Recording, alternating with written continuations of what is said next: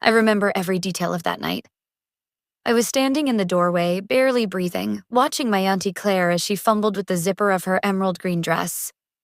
Her hands trembled ever so slightly, fingers brushing the fabric nervously, and I could see the tension etched into her jaw.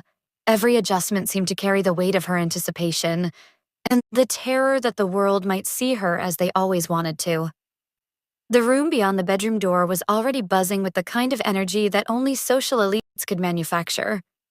Laughter that lingered too long, eyes that measured and dissected. A group of them, Charlotte, Vivian, and their circle of perfectly polished socialites, were waiting for her arrival. I saw them whisper, their eyes glinting with condescension as she passed. Every step she took toward that gala was measured, hesitant, as if she could feel the invisible lines of judgment pressing against her. Before she even reached the grand hall, the first humiliation struck. A careless social media post had misrepresented a conversation about her age and appearance. The comments poured in like a slow, cruel rain. Jokes, snide remarks, comparisons, everyone a tiny blade digging in. Claire froze mid-step when her phone buzzed. Her eyes darted to the screen, and I watched as the color drained from her face. And then I heard it. A condescending, almost theatrical laugh from just behind her at the gala entrance. It sliced through the music, sharp and intentional. Betrayal was a physical thing in that moment. I could see it pulse across her face. Her chest tightened and her breath hitched as if the air itself had turned against her. I could feel her panic as she tried to steady herself. Her palms were slick with sweat, her heartbeat fluttering in chaotic rhythms against her ribs. She reached for a cup of coffee, bitter and strong, but the taste did nothing to calm her nerves. It only sharpened them, reminding her of her own vulnerability. Then the villain made her move. A faux wine stain appeared on the corner of her designer dress, a casual accident that drew all eyes like moths to a flame. Every glance felt like a blade. Every whisper felt like a public proclamation. She doesn't belong here. I could hear the clinking of glasses, the soft shuffle of shoes on marble, the murmurs of amusement spreading like wildfire. She was forced into an apology, bowing with a trembling smile, accepting the patronizing sympathy from strangers who barely knew her. The words that followed, soft, sugary, and cruelly condescending, pricked at her dignity. Every syllable embedded a question she had been too polite to ask herself before. Was she really irrelevant? Was she truly incapable? The crushing blow came next. A whispered rumor, subtle but poisonous, suggesting she was nothing more than a shadow in her own life. Her eyes flicked around the room, catching the flash of cameras that immortalized every moment of discomfort. The cold metal of her clutch bit into her palms, a harsh contrast to the warmth of embarrassment rising through her body. The lights, the lenses, the gazes. They didn't miss a thing. And yet, amidst the humiliation, I could feel the fire start to grow. Deep inside her, beneath the panic and the sting, anger rooted itself like a stubborn seed. She clenched her fists, jaw tight, eyes narrowing ever so slightly. This wasn't just embarrassment. It was a call to arms, a challenge she had never accepted before. By the time she slipped into the quiet sanctuary of the bathroom, her breaths were shaky but deliberate. She pressed her back against the cold tile, the first sparks of resilience igniting behind her eyes. Every tremor, every pang of shame had begun to transform into something sharper, something unstoppable. She was no longer just the woman they tried to humiliate. She was becoming the force they hadn't accounted for. I still remember the first time I saw the weight of betrayal settle on Claire's shoulders. She was younger then, full of ideas, brilliance barely contained in the rigid walls of corporate offices that refused to see her worth. Her mentor, a man everyone admired, had praised her work only to present it as his own to the board. I watched her face pale as she realized the sting of that first deliberate betrayal. The lesson was brutal. Trust was a currency she could not afford to spend lightly. Even before that, childhood had quietly taught her caution. Classmates who should have been friends doubted her abilities, laughed behind closed doors, or dismissed her quietly in conversation. She learned to smile politely, to mask the bruises left by subtle cruelty. That smile became armor, a silent declaration that no one would see her crumble. Her first heartbreak left a scar equally deep. A close friend, someone she confided in, had spread her secrets online, exposing vulnerabilities she had never intended anyone to see. The humiliation burned, the sting of mistrust embedding itself in every interaction afterward. Every new friendship carried the shadow of that betrayal, every word measured against the fear of exposure. I can still picture her retreat to her father's study in those moments, the smell of old books comforting, grounding. The wooden shelves held a world where she could hide, breathe, and sometimes cry silently. The taste of tears on her lips was mingled with the scent of worn leather and parchment, a private reminder that even in despair, she could endure. Despite these early wounds, her career began to climb. Quietly, meticulously, she excelled. Yet she was always overshadowed by colleagues more charismatic, more aggressively visible. Every promotion felt like a battle, every recognition hard-won. And through it all, she taught me the quiet, watchful niece, the art of resilience, the subtle strategies of navigating manipulative people, how to observe before acting, how to defend without aggression. Even with her growing wisdom, insecurities lingered. She feared public rejection, feared visible failure, but beneath that fear lay an unshakable steeliness, a core that refused to bend under pressure. I saw it in her eyes during tense moments, the way her hands would tighten around objects, how her posture straightened imperceptibly when she sensed injustice. Years later, the echo of an old betrayal resurfaced. An ex-partner had deliberately sabotaged her promotion, a shadow from the past now mirrored in the current humiliation at the gala. That memory, sharp and unyielding, fueled a growing resolve, layering her pain with a determination that was almost frightening in its intensity. Vulnerability and power coexisted in her, alternating like waves, sometimes gentle, sometimes crashing with unstoppable force. That night, I watched her stand before her mirror at home, fists clenched, eyes fixed on her reflection. The woman staring back was more than hurt. She was calculating, alive with a quiet fire. No one would see her crumble again. Not tonight. Not ever. In that reflection, she promised herself something no one could take away. Silent, deliberate, unstoppable retribution. The day they decided to test her professionally began quietly, almost innocuously in a stark, glass-walled boardroom. I watched Claire enter, her heels clicking softly against the polished floor, a mask of composure in place. But the tension was palpable. The antagonists, those same socialites who thrived on her discomfort, had now infiltrated her professional world, questioning her credibility at every turn. Each pointed remark, each veiled criticism was a deliberate strike, a test of how far they could push her without breaking her. The sabotage was subtle but insidious. Fake emails appeared in her inbox. Minor mistakes from her team were leaked to management and blown completely out of proportion. Whispers spread through corridors like smoke. I could see her scanning every detail, her mind calculating, measuring patterns, tracing the invisible threads of manipulation. Rage and patience warred inside her, her fingers tightening around the edge of the conference table as she measured her next move with meticulous precision. Her body betrayed her growing stress. Sleepless nights left shadows under her eyes. Her pulse raced even during the quiet moments, and she paced her apartment for hours, the bitter smell of coffee clinging to her clothes and hair. The city outside her window felt distant, irrelevant, as if the world were conspiring to magnify every humiliation. A few trusted friends noticed the patterns, saw the subtle cruelty woven into her days, but caution restrained them. Stepping forward could escalate the chaos. And so she remained largely alone in the storm, relying on her instincts and quiet resilience. Public embarrassment continued to pile on. A small media blurb ridiculed her approach to a community initiative, framing her meticulous planning as clumsy and outdated. I watched her fingers hover over her phone, resisting the urge to respond, resisting the lure of anger, internalizing the slight and transforming it into strategic focus. The office itself became a personal hell. Posters in the lobby subtly mocked her past failures, images that once represented accomplishment now twisted into ridicule. Every step she took felt like a gauntlet, every glance from colleagues loaded with judgment. And the antagonists didn't stop. They sent taunting messages, mocking emails, veiled threats crafted to destabilize her at the core. I watched her in those moments, feeling the quiet ferocity of her mind at work. She began visualizing plans to regain control, to reclaim dignity, each scenario meticulously calculated, every possibility accounted for. Her resolve hardened, growing more formidable with every insult, every humiliation. The climax of this torment arrived at a major public meeting, the stakes higher than ever.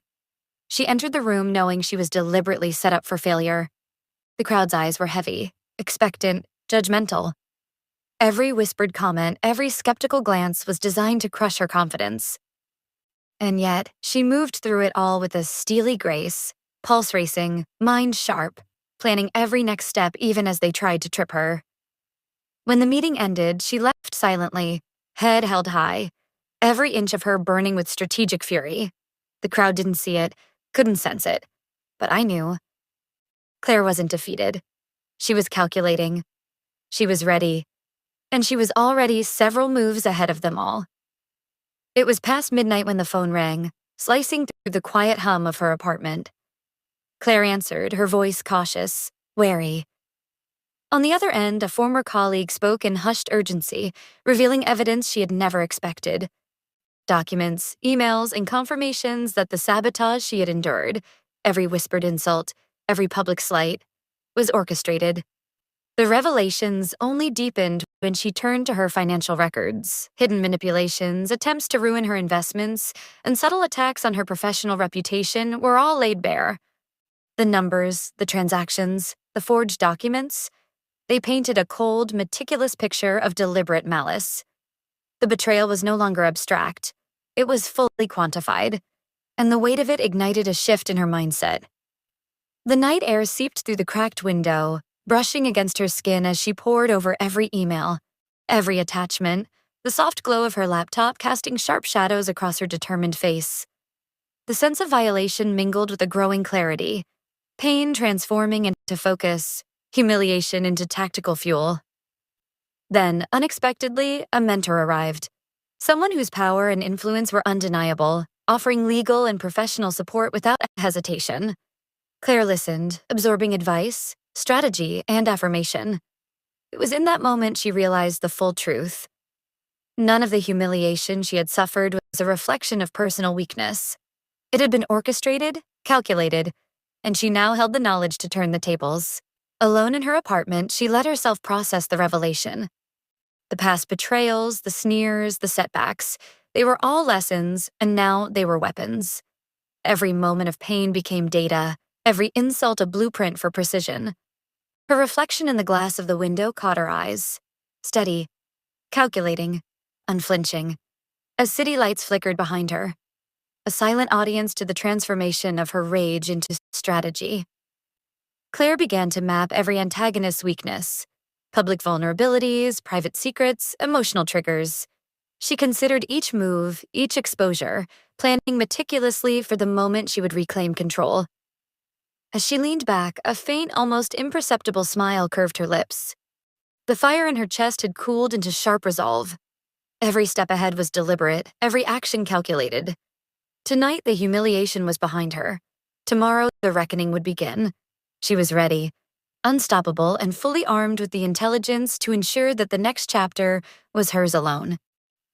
The conference hall was packed, the air thick with anticipation and the faint hum of whispered gossip.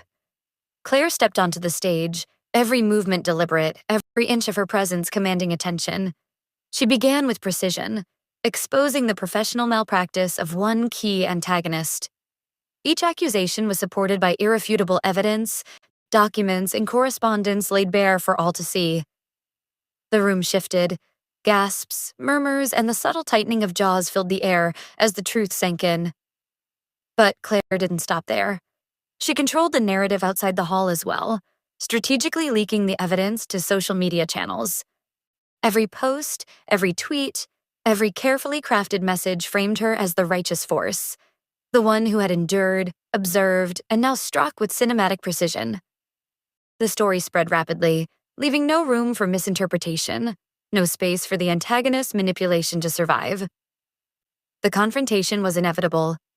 Later, face to face, Claire delivered truths as cold and cutting as steel. "I know what you did," she said, voice low and unwavering. Every plan, every whisper, Every attempt to dismantle me, it's all documented.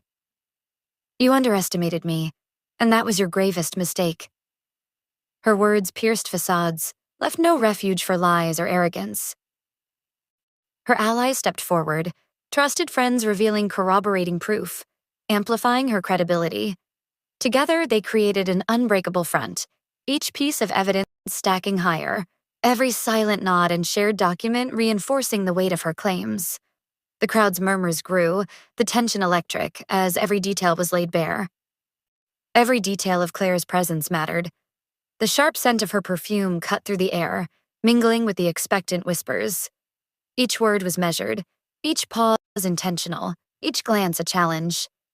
The sensory assault on the room was deliberate. She commanded attention not just with evidence, but with presence.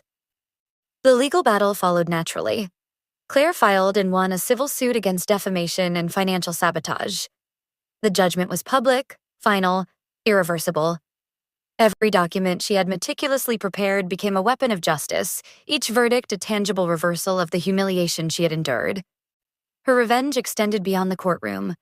The antagonists lost status, credibility, and the public's trust. Their laughter, once a tool of dominance, was silenced. Every snide remark they had made, every condescending glance had been repaid with the precision of calculated truth. Privately, Claire sent her final messages, each word deliberate, each sentence a revelation of her full awareness and long, patient calculation. The sting of betrayal was acknowledged, but her control was absolute. She had waited, observed, and struck with precision. The emotional payoff was profound. The traumas that had long hidden in shadows now fueled pride, liberation, and unshakable strength. No longer shame, no longer fear, only the fierce clarity of victory and resilience. That night, she stood on a balcony overlooking the city, wind brushing through her hair, lights glittering like a reflection of her regained power. The world below seemed smaller, insignificant compared to the triumph that coursed through her veins. She was unstoppable, unbroken, and finally, fully hers. The first moments of relief came quietly, almost imperceptibly. Claire sank into a chair, letting her breath flow deeply, each inhale carrying away the tension, each exhale releasing the weight of years of humiliation.